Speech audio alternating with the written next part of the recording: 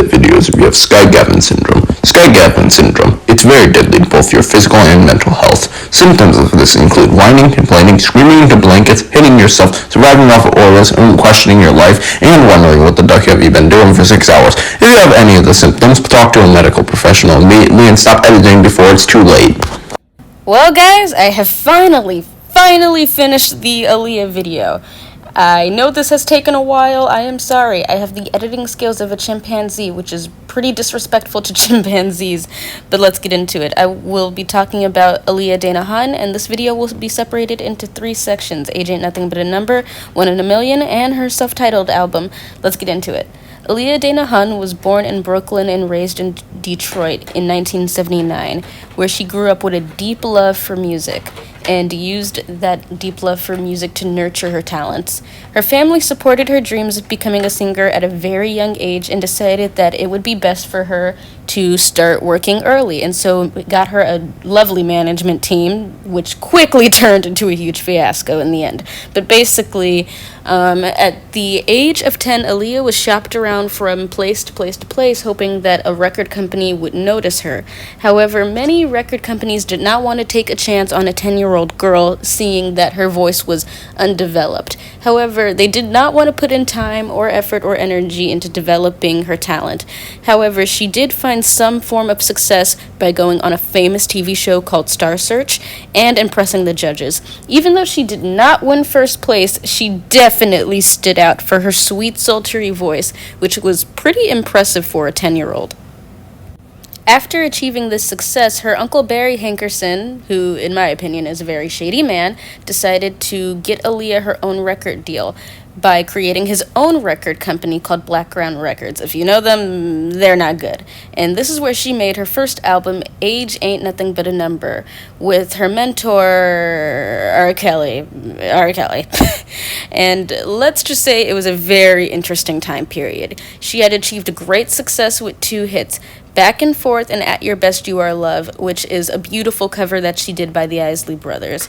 However, this success would be a bit marred due to the songs Age Ain't Nothing But a Number and because of R. Kelly being, well, freaking R. Kelly. And basically, a lot of rumors came out saying that he married her, assaulted her, all sorts of nonsense. And yeah, there's a lot of evidence to back it up, and it's a real shame. However, I am deeply mad at the media at the time for basically victim blaming a 15-year-old girl for something she had no control over. There's numerous videos about this subject. It is absolutely insane that this even happened. Blame the predator, not the victim. But anyway, the media was somewhat odd back then. It was very weird. After Vibe magazine had posted their marriage certificate, people were treating this either like Aaliyah was the problem or like this was just a ha-ha funny story. Celebrities are so crazy. Like, in this news video, what they're basically talking about so casually is this whole scandal with Aaliyah and R. Kelly, and instead of questioning him, they are questioning her for some odd reason. And they don't really seem concerned for her safety whatsoever. It was the 90s, okay? That does not excuse any behavior. I'm just letting you know how kind of off the media was back then. Like, if they saw you doing anything too sexual when you were young, they would judge you or praise you. It depended on the mood of the time. But anyway, R. Kelly basically got Aaliyah blackballed because why the heck not? And no company, no group wanted to work with her. And people were starting to judge her, saying, oh, she can't do anything without R. Kelly. Her sound isn't unique. She's just a simple singer, which was absolutely ridiculous. It's like no one actually listened to her music. Like, they didn't actually get her vocal ability. But anyway, so basically they needed to find fresh blood, new talent, someone who was willing to risk working with Aaliyah. And this got the company to find, and I quote, the Dream Team, Timbaland and Missy Elliott. Now, Timbaland and Missy Elliott were not popular yet, but when they went with Aaliyah, oh my goodness, it was like magic was formed with 1 in a Million. Each song was so incredibly unique, and she had gone from tomboy to sex symbol overnight. It was an insane change. It was like this very edgy, sexy, yet still tomboyish roots sort of look. I like to call it the Terminator look. I'm sorry, that's what it looks like. She looks like a very feminine Terminator, and to be honest, I wish she was in Terminator 3. But anyway, yes, so Aaliyah came up with a completely different sound, combining her sweet vocals and Timberland and Missy Elliott's beats to make something extremely unique that sounded energetic yet fun at the same time without being too energetic. And it was very calm, it was relaxing, it was all these different types of styles combined into one that no one had ever seen on just one album. Like, you have songs that are slower, like Choosy Lover, that has an old school feeling, but literally it will switch up into a much more modern hip vibe. That is basically the perfect way to describe One in a Million. It is truly a amalgamation of hard work, talent, effort, and unique sounding pieces that, when combined, make for a really, really wonderful experience. Her original album was a fun experience as well, but you could tell that Aaliyah didn't have a true voice on it. Like, you can tell it was her and that it was her in spirit and in personality, but the songs, well, the style of the songs weren't her. This definitely sounds the way Aaliyah friggin' looks. And the best part about this album is you can definitely hear vocal growth. Like, her vocal ability on Age Ain't Nothing But a Number, while beautiful and strong with songs such as Street Thing, that definitely proves her singing capability. Like, for a 15-year-old, that song is really impressive. One in a Million shows even more growth because, again, people were doubting her singing ability, because even though they thought her voice was beautiful, if you're not Mary J. Blige, people were going to tarnish your reputation. But with songs like the one I Gave My Heart To, it really showed how, in the words of Diane Warren, she can go where the Whitneys went. And I truly do believe that. That song is truly palpable in its passion and its emotion, and it really shows her talent. Another special thing about this album was that because of how successful it was, it sold slightly way more than the first album did, and that made people realize that she was a formidable force that did not need R. Kelly's writing or production. And so people actually started taking her more seriously. They were buying her albums more, they were listening to her more. Like, if you walked down the street at a block party, you probably heard One in a Million before. Or If Your Girl Only Knew, or 4-Page Letter. Like, these songs became pretty ingrained in 90s culture rather quickly. And so Aaliyah's fans really received this well, because they were pretty scared. I was even scared that there wasn't going to be any more from her. But it worked out, and because of the album's great success and how much people were giving it attention, she got even more and more opportunities.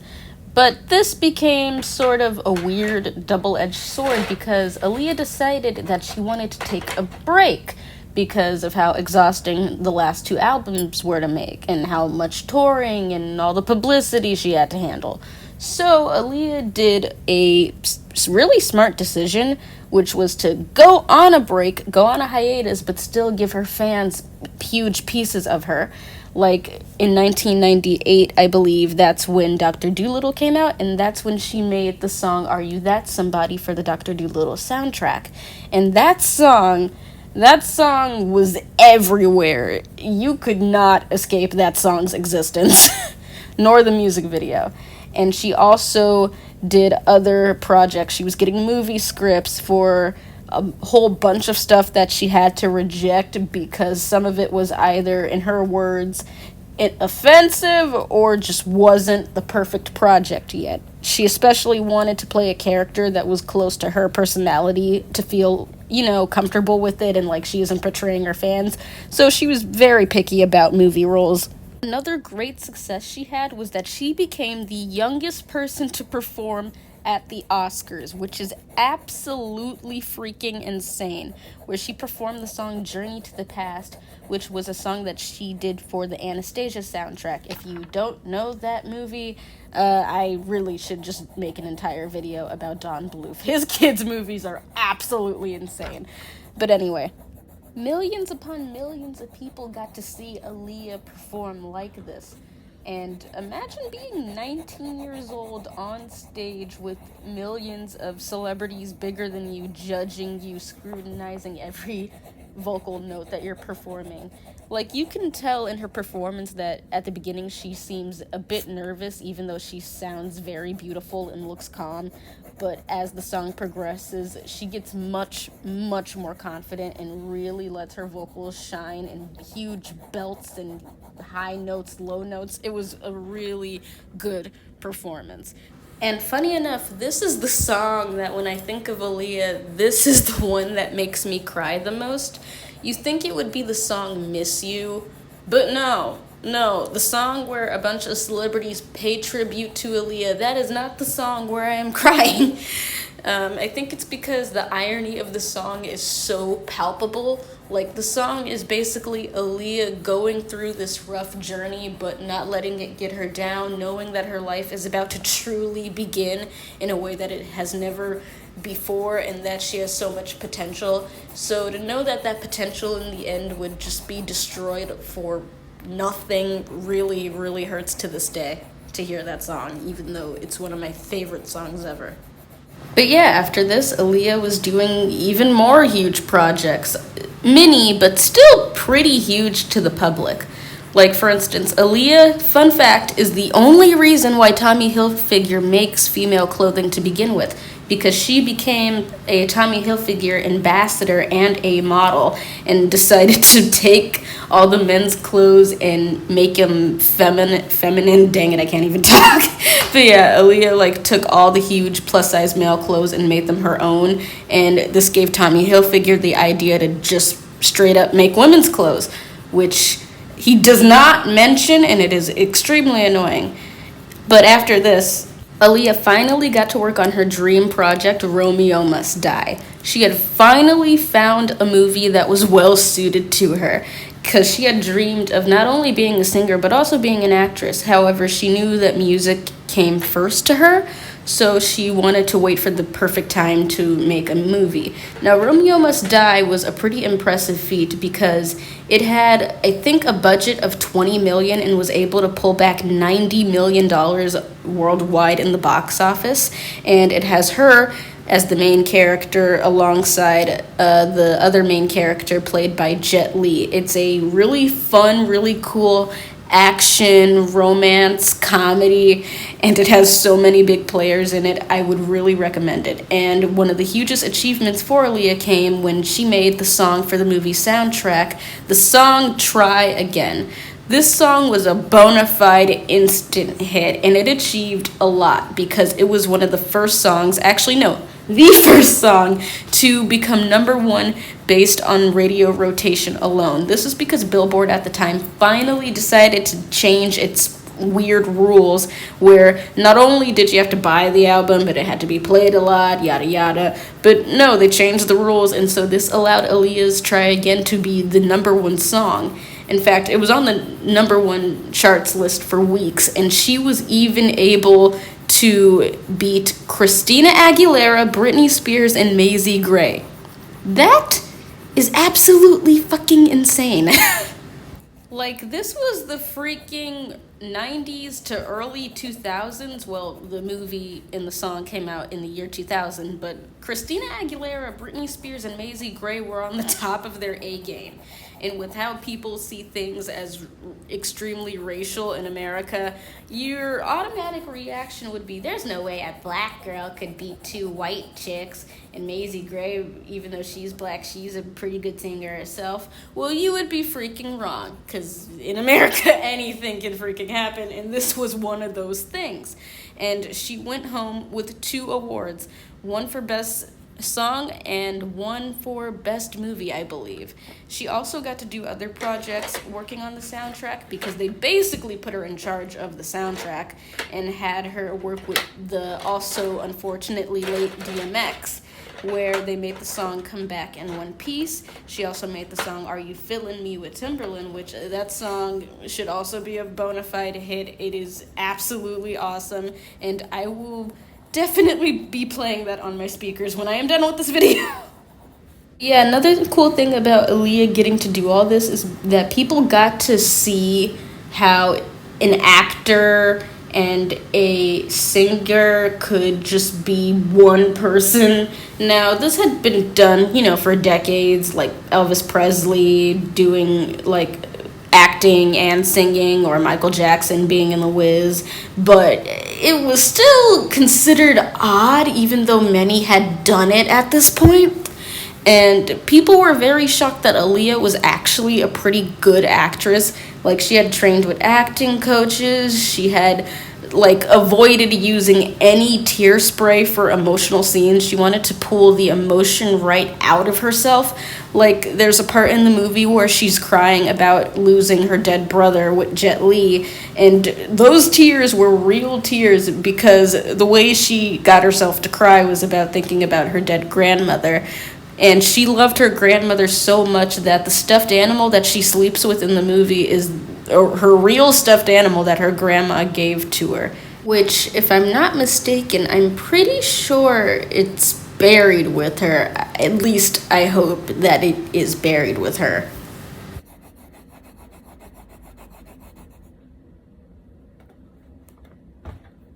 Also, even though this does not come until later, I have to go out of order because if I don't, then it gets even more confusing.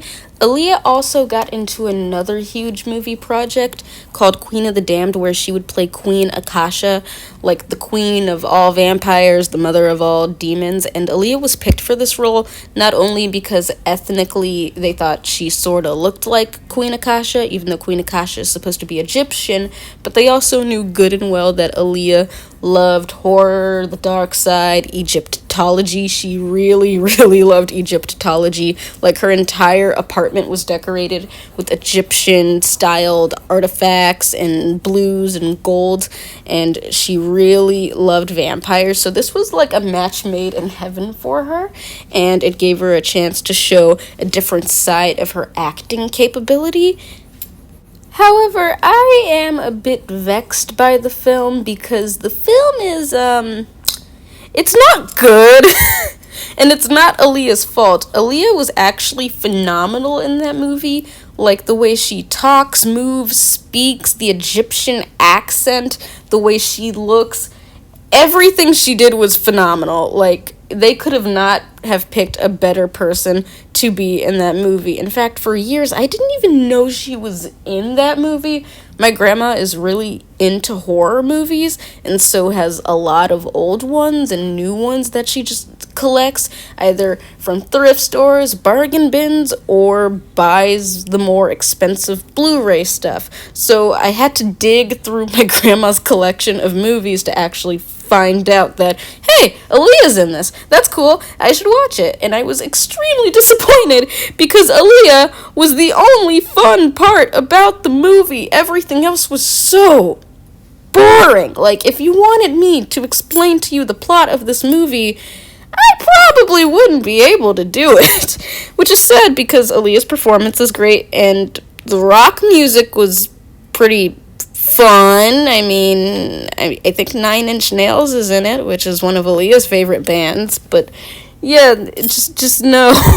Which is really sad because you can tell they had like some good actors, but it just didn't click. Which is sad because I think Anne Rice is a great book author. It's just that this movie didn't work. But now we're on Aaliyah's self-titled era, so let's just get past the whole vampire stuff. But yes, Aaliyah's self-titled titled era, this will be the last era, unfortunately. Basically, this was Aaliyah finally saying, you know what? It's time to make a new album. I've waited 5 years. I've given you guys a lot of things to cling on to for dear life, but I'm finally gonna give you my third album, and oh my gosh, did she deliver. Now, there was still a lot more projects before this album came out, like the MTV Diary, and that is a pretty eerie thing to watch nowadays, because every single part of the MTV Diary special is labeled by dates.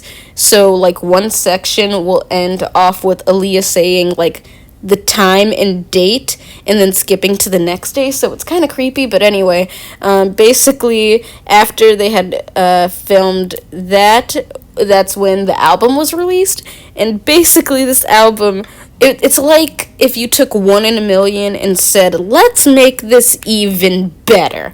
And that's exactly what they did with it. Each song was elevated, each vocal was elevated, everything you could tell had an even more mature, adult feeling to it, and it was really great to hear that from her. And she really wanted to talk about relationships on this album, so that's literally the entire theme of the album. Like, before that, Aaliyah's albums were always about romance, but they still had randomness to it, which is not a bad thing. I love that about her albums. But this album had much more structure to it, which was very interesting for people to see. Like, you had songs like I Care For You, which could be Aaliyah pouring her heart out to this man, asking him why is he being treated like dirt by his terrible girlfriend, and wondering how any woman could ever treat this man so badly, and that she'll care for him, she'll love him. But literally the next song could be about her unfortunately having to deal with the domestic violence, and it's her way of saying, never touch me no more, don't talk to me anymore, I should have left you when you called me out my name, you will never hurt me like that again, physically or mentally, just no. And for her to make that type of statement is very powerful, and you could tell that she really did care about these types of issues. Like, to quote her herself, if I could help a woman get out of that situation, then it's worth it. Also, this isn't Aaliyah being sexist towards men. Aaliyah believed in equality for all genders, but the song was female-based because she's a female. You see where this is going? And this was not Aaliyah's only way of demonstrating activism. It wasn't just her music. She actually did involve herself in certain organizations, specifically breast cancer advocacy awareness, because that's the illness her grandmother died of. And she's also donated money to charity. Again, overall, pretty freaking cool chick. Overall, she lived fairly modestly for a celebrity. Like, with celebrities, you expect them to live in huge mansions or really nice, like, establishment condos or whatever. But even though Aaliyah's house, like, is pretty nice, well, it wasn't even a house, it was an apartment, it was still pretty modest for a celebrity back then and today. And for someone worth $9 million, you would expect her to go out, and you would expect her to just, like, find a nice big place secluded from other people. But no, she lived in New York in an apartment complex. Well, a very nice apartment complex. Still, it's really not that much, and it's honestly a testimony to her humbleness and her humility. And that humbleness and humility is, again, gonna probably creep through more and more on why she died in certain people's respects. Like, others come up with these really dumb excuses, saying she passed away because she was too nice and wanted to get on that airplane, which is ridiculous because she was a nervous flyer. But yeah, we're about to get on that in a minute. But to conclude with this album section, basically each song just had a very much deep, sweet or sad undertone to it. And the crowning jewel of the album would be the song Rock the Boat, which that's a very relaxing, fun, Jamaican style themed sex song, which you probably couldn't tell was a sex song when you were younger because it just sounded so rhythmically pleasing, and she uses a lot of boat metaphors. I honestly didn't realize it was a sex song until I was shopping at Costco while listening to music, and I replayed it and I went, okay, wasn't expecting that. But again, if you were around in the summer of 2001, you were not escaping that song anywhere. What's sad is this should have been her first single on the self-titled album, but her management team, aka Barry Hankerson, who's extremely shady, as I have mentioned, has horrible management skills. Like, the song they decided to go with was the song We Need a Resolution, which that song is a phenomenal song. In fact, it tackles a heavy subject matter that a lot of modern dating does not want to talk about, where basically, like, the immediate response is to blame the man or, like, slut shame the women, but basically the song's just saying, should Aaliyah change? Should her man change? We don't know. We need an answer. Here's the sides. Here's our arguments. Let's get down to it, but we can't decide. And that song is great. I love it, but it should not be the first single because it just sounds way too harsh and experimental. Like, even the backing track sounds too futuristic. Like, just no. They should have eased fans in by picking Rock the Boat, which they were going to do. Aaliyah wanted to do that, but her uncle didn't for some reason because it's a Timberland single. And since Timberland was so successful with her in the past, along with Missy Elliott, he just wanted to do. In fact, her uncle has done many odd decisions like this, like how Are You That Somebody became an instant smash hit, but for some reason it was very difficult for people to buy it as a single, which I do not understand. Why would you do that? Why are you not ensuring your niece's success? It's just so ridiculous. And he's ruined other singers' like album LPs by being a terrible manager. Like, I don't want to get all into it because I don't know the full details, but because Aaliyah was his most successful, like, person he had working for him, he sort of treated everyone else even more crappier than what you would typically expect these types of people to do, and it was just not a good place for you to be if you wanted to be an inspiring singer. But back to Aaliyah, she had gotten this album done, promotion was ready to go, she was already performing her second hit, More Than a Woman, which is like Rock the Boat and how great it is for commercial radio because it's such a fun and empowering song, and a lot of people were really, really excited to see where she was going to go because people realize she's at her peak, she's making a lot of money. This album has sold more copies in its first week than any of her two previous albums. She's being appeared more and more things. I can't even talk anymore. She's appearing in more and more things, and she was really going up in the world. And so it was very, very, very heartbreaking to find out that on August 25th, 2001, Aaliyah Denahan passed away in a terrible plane crash in the Bahamas after filming the music video Rock the Boat.